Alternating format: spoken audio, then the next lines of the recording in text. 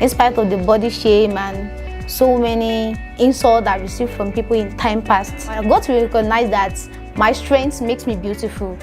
My name is Stephen Glory. I was a yearly participant in 2018. Being one of the yearly participants at that particular period of time really had a great impact in my life concerning my perception about relationship, about the opposite sex. Firstly, I got to know that how beautiful I am from that practice too, which says I am beautiful. In spite of the body shame and so many insults I received from people in time past, I got to recognize that my strength makes me beautiful. And having a lot of examples from people like Lucy Ejike make me believe that yes, I am also what? I am also beautiful. I got to know from that practice theory that concerning sex and gender, I have the power to change gender expectation that I do not agree with. For example, like only women in the house washing plates during the house chores while the male children are left alone to do other things and to play. I got to know that even in a relationship, both the male and the female have equal rights to make decisions in that relationship. And the most one that influenced my life was concerning relationship stuff. Me attending that program, my family, I met a man. So he was from a very influential family. He was a lecturer, to be precise. So, and he was very rich. So before I met him, my family was having a financial problem. My daddy had a ghastly accident, which almost lost his life, and he ran into a huge debt with different banks he borrowed from. So his business crashed totally. At that particular same period of time, my mom that has a liver problem, which is still currently on, that needs a huge lot of money. So my dad has to borrow money here and there, etc., just to make sure that she's still alive. And in that same problem, I lost my little sister to the cold hands of death. I was emotionally traumatized, even psychologically. I was unable to tell anyone concerning the person I just met. They have been asking me a lot, even asking me for sex because of what he was giving me. I thought he was a good man since he said he was a lecturer. But afterwards, I learned he was even married. I was so troubled, had no one to explain what I was going through to, not even my parents. So during that time, he even paid for my exam. He did a lot of things, bought me things. But while I was under that program, I learned the 3 skills to say no to sex, which are clear body language, use a strong word, and also running away at that particular period of time when you see that the situation is getting out of hand. He invited me into his house on a particular day. He said he wanted to see me, to talk, like brothers to sister.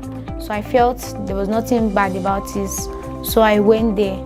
After I went there, he asked me to come inside, but I told him that even if you have a visitor, you're supposed to sit inside the sitting room and not inside the room, the bedroom rather. So on that particular day, he was still pestering me. So I had to tell him that I know. Because of what I've learned from that particular practice through my coach, I was able to utilize those 3 words. And when I said that things were getting out of hands, there were no females around, I had to say that I'm going. So I left there in a hurry. Even through that part, I was able to stop receiving monetary gifts from me, believing that I can reach my goal in life even without all those stuff, without involving yourself in unhealthy relationship and all those stuff. I got to know that in spite of the challenges my family is going through, aren't able to feed sometimes, even raising up money for health issues, and even with everything I'm going through, that I can still make it in life. I can still reach my goal without anybody, without involving myself in all those stuff.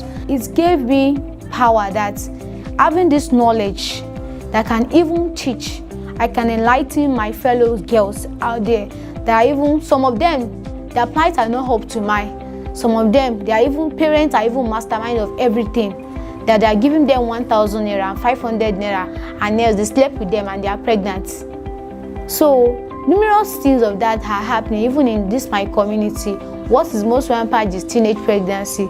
You see a girl of 13 years, a girl of 10 years getting pregnant. How come? Even the parents, they don't bother. And you see them going around the street with pregnancy. It is so sad. And when you ask most of them, how come about this?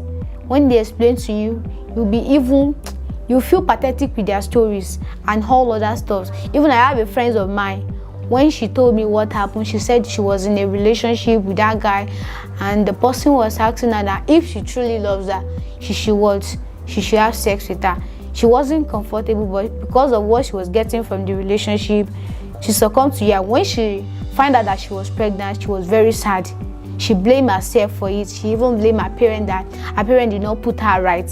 Because many of these girls, they don't even know their body. They don't know when they are menstruating. They don't know how to take care of themselves. Some of them feel dejected by their parents. I have so many of them. I'm really happy that from being a participant, I've become a coach to be able to communicate out to other young ones out there, because without GED, this wouldn't have been possible. And also, it gave me more opportunity to reach to many students out there, because you see many of them from different backgrounds, they have different type of knowledge about themselves and about life, about relationships. So you have the opportunity as a coach to be able to communicate out to them, tell them what they really need to know, enlighten them, empower them, and also educate them. With all this, I would really appreciate it if GED can get to reach less educational states like Bayelsa, because I am also from that particular state where these kind of problems are very much rampant, and even Borno and northern states and all those stuff. So I really appreciate GED. If not for GED, I wouldn't become what I am today. I really appreciate them. Long live GED. My name is Steven Glory and I'm a proud GED coach.